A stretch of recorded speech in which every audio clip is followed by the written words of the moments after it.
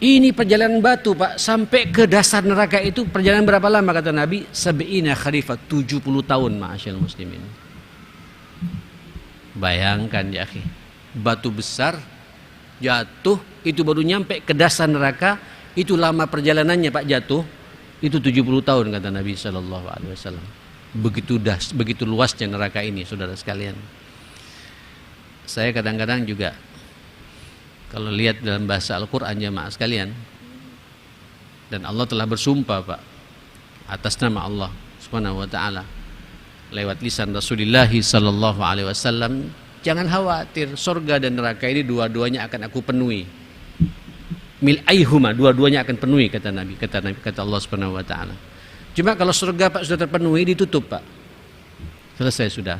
Tapi kalau neraka Pak, nanya lagi sama Allah itu, hal mim mazid, ada tambahan tidak ya Allah gitu.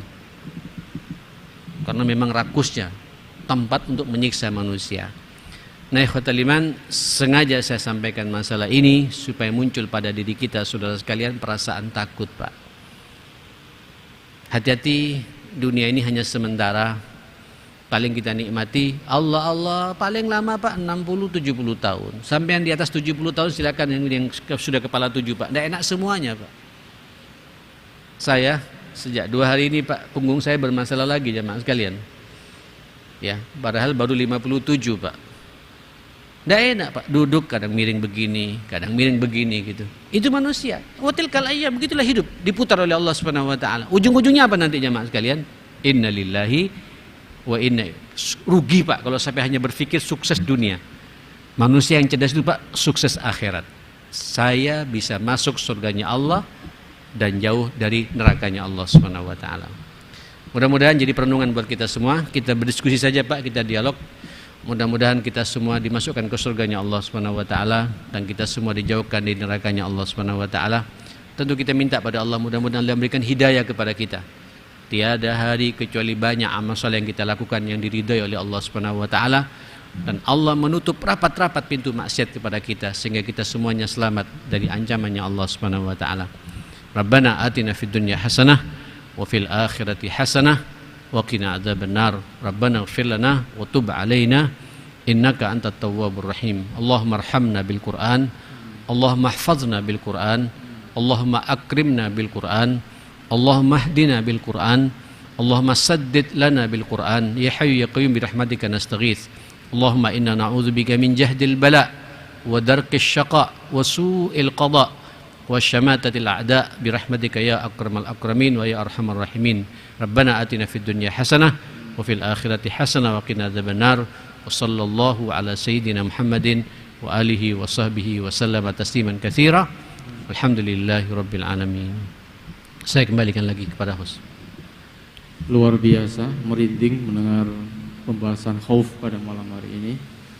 Ada waktu kurang lebih 10 menit untuk kita perdalam. Barangkali ada yang mau bertanya, berdiskusi, disilakan.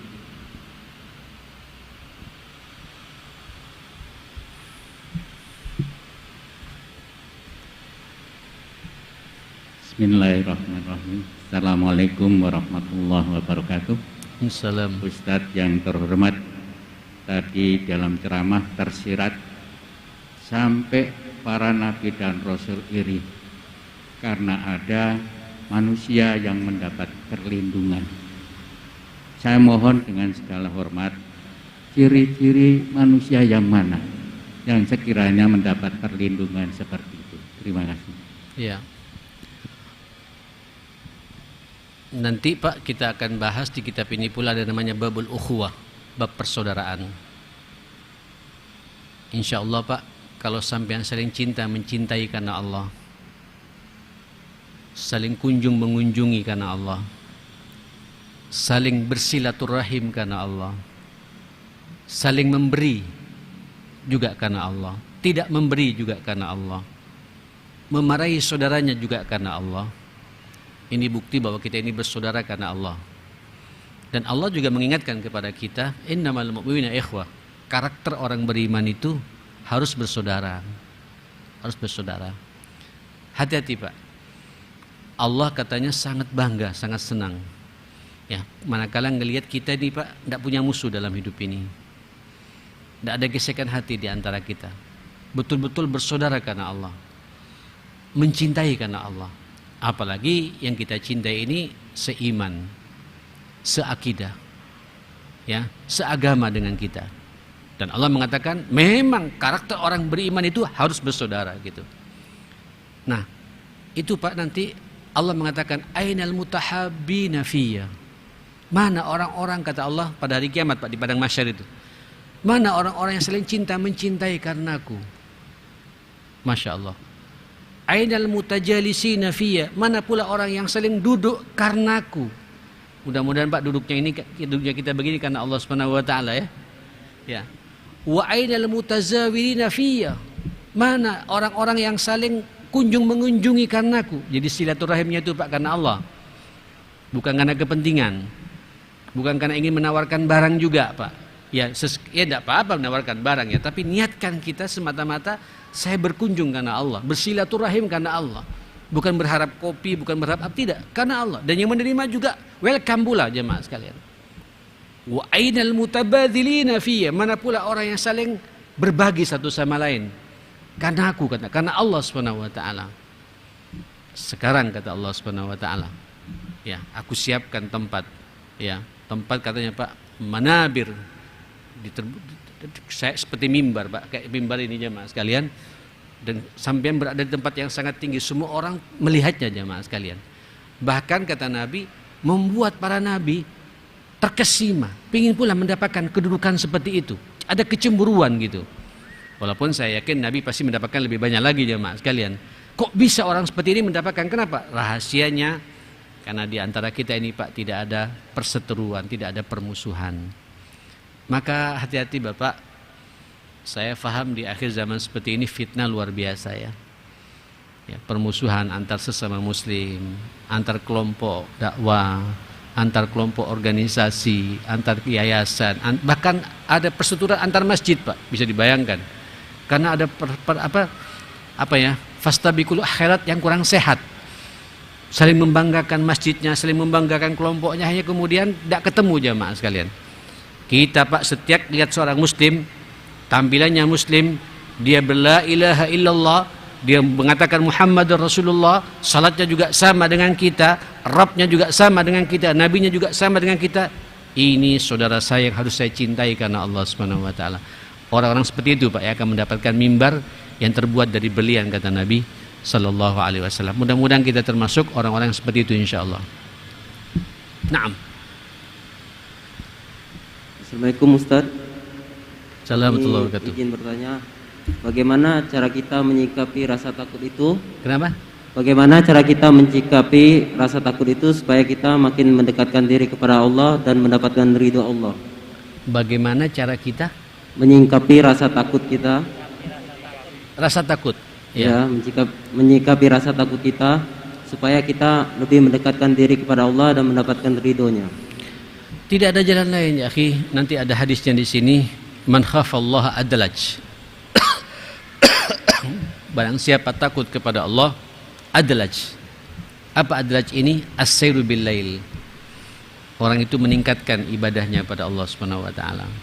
Wabil khusus cara efektif untuk membuat muncul perasaan takut kepada kita itulah orang yang suka bangun tengah malam. Ya, as-sairu bil lail, yang berjalan di kegelapan malam. Ya. Orang Pak, kira-kira orang yang salat subuh berjamaah di masjid jamaah sekalian, apa yang mendorong dia ke masjid jamaah sekalian? Pasti kuatnya iman ya. Ada perasaan takut. Ini subuh barakah turun.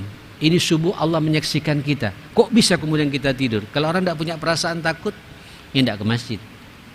Maka salah satu cara untuk membuat kita ini muncul perasaan takut, maka fahami Pak hadis ini. Nabi mengatakan dalam hadis Abu Hurairah, ini hadis riwayat Imam At-Tirmidzi, kata Nabi, man khafa adlaj. Apa adlaj? As-sir bil lail, bangun tengah malam. Wa man adlaj balagal manzil. Kalau orang suka terbiasa bangun tengah malam karena bukti rasa takutnya kepada Allah Subhanahu wa taala, dia akan berada pada posisi yang sangat terpuji gitu. Ala inna sil'atallahi ghaliyah. Sadarilah dagangan Allah, barang Allah itu sangat mahal. Ala inna sil'atallahil jannah. Ingat, dagangan Allah, barang Allah itu adalah surga. Surga itu tidak kun fayakun ya akhi. Surga itu diberikan kepada orang yang punya perasaan takut hanya kepada siapa?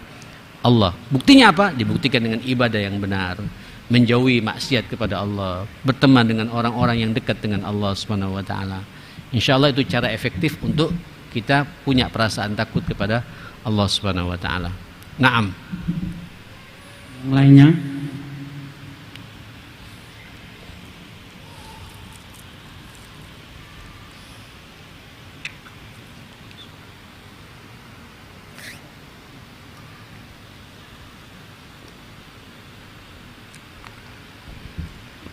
Assalamualaikum Ustaz. Waalaikumsalam. Gambaran Dibantu ya, suara saya, telinga saya agak ini soalnya. Mungkin dibuka dulu Pak ininya menjadi agak jelas. Gambaran orang yang pada saat di alam kubur menjadi dua golongan. Itu tadi perjalanan berikutnya setelah di alam maksar dan seterusnya seperti apa Ustaz? Sampai yang ke sini Pak, saya nggak dengar Pak. Sampai yang ke sini. Ya tidak apa-apa, sampai mewakili saya ke sini. Hah? Mohon maaf. Soalnya surangannya kayak gini Pak, jadi bias suaranya. Kelompok orang yang di alam kubur tadi kan ada dua Buka Pak, golongan. dibuka Pak, dibuka. Lah, dibuka sedikit. Ada dua golongan yang mendapat nikmat sama yang dapat adab. Ada dua golongan orang yang Mendapat nikmat, ya iya, oke. Iya. terus perjalanan berikutnya setelah sampai di alam maksar menjadi kayak apa? Yang dapat nikmat gambarannya seperti apa? Kemudian yang mendapat adab kubur gambarannya seperti apa? Naam, ya. Masya Allah. Berikutnya di alam yang berikutnya Pak.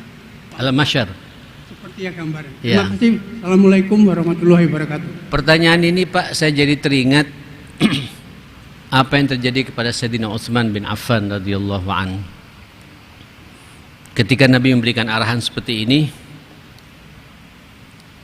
para sahabat semua pada menangis. Persis bagaimana hadis yang saya gambarkan itu. Semua segugukan. Cuma Sayyidina Umar, Sayyidina Utsman Pak diam. Ya, dia tersentuh, dia merenung juga gitu. Cuma tidak menangis sebagaimana sahabat yang lain gitu. Semua sahabat ketika mendengarkan arahan Nabi tentang adab kubur, tentang neraka, alam akhirat, semua pada menangis gitu. Nabi menceritakan apa yang dia lihat ketika di-Isra Mi'rajkan oleh Allah Subhanahu wa taala itu. Saudara, tiba-tiba pulang. Ketika pulang, Sayyidina Utsman kan lewat Baqi, Pak. Bagi orang yang pernah umrah, pernah haji dan ziarah ke Masjid Nabawi, pasti dia juga ziarah ke makam para sahabat namanya Baqi. Ketika sampai di Baqi, Allahu Akbar, justru disitulah Sayyidina Utsman menangis, Pak. Menangis meraung-raung, lebih dahsyat tangisannya daripada tangisan para sahabat ketika membersamai Rasul sallallahu alaihi wasallam. Apa kata Sayyidina Utsman? Ditanya oleh para sahabat, "Ya Utsman, ma baluka, ada apa denganmu? Kami baru saja menangis. Nabi memberikan nasihat begini kau, semua kita mendengar kau diam. Tapi begitu kau masuk melihat kuburan seperti ini kau menangis. Ada apa ini?" Wallahi, kata Sayyidina Utsman, disinilah manusia ini akan ditentukan ke surga dan nerakanya gitu. Di tempat ini, di kuburan ini, inilah awal hisab manusia akan diminta pertanggungjawabannya oleh Allah Subhanahu wa taala. Dan aku tidak tahu apakah aku termasuk orang yang akan berhasil nanti mendapatkan kenikmatan kubur atau azab kubur. Pak, mudah-mudahan kita semua selamat dari adab kubur ya, sampai merasakan nikmatnya kubur semua. Makanya Pak, kalau sampean tanya bagaimana bentuk azab kuburnya, ini masalah gaib. Tapi yang jelas namanya azab Pak, tidak ada yang menyenangkan. Ya, kalau terlalu banyak kisah-kisahnya, cerita-ceritanya, nanti ada berbentuk ular untuk menerkam dia. Ada yang mengatakan malaikat membawa pentungan untuk memukul dia. Dan itu terus-menerus sampai hari kiamat. Seperti itu. Nah, tentu yang nikmat Pak, yang mendapat nikmat kubur, kata Nabi, tidurlah engkau sebagaimana tidurnya manten baru. Langsung dibuat tidur ngantuk Pak. Tiba-tiba bangun sudah kiamat gitu. Sampai begitu dibangkitkan, ketika muncul kiamat, manusia dibangkitkan dari alam kuburnya, dia membersihkan ininya apa? Membersihkan apa? Rambutnya. Karena merasa ada debu yang apa? Yang hinggap. Seakan-akan loh, kok cepetnya? Dia merasa tadi malam, padahal ratusan tahun di alam kubur itu. Itu namanya nikmat kubur. Dan insya Allah sampai kita semua Pak akan merasakan suasana seperti itu insya Allah ya. Sampai cukup ya. Barakallahu fikum wa sallallahu ala sayyidina Muhammadin wa ala alihi wa sahbihi wa sallama tasliman katsira. Subhanakallahumma wa bihamdika asyhadu an la ilaha illa anta astaghfiruka wa atubu ilaik. Saya mohon maaf semuanya. Assalamualaikum warahmatullahi wabarakatuh.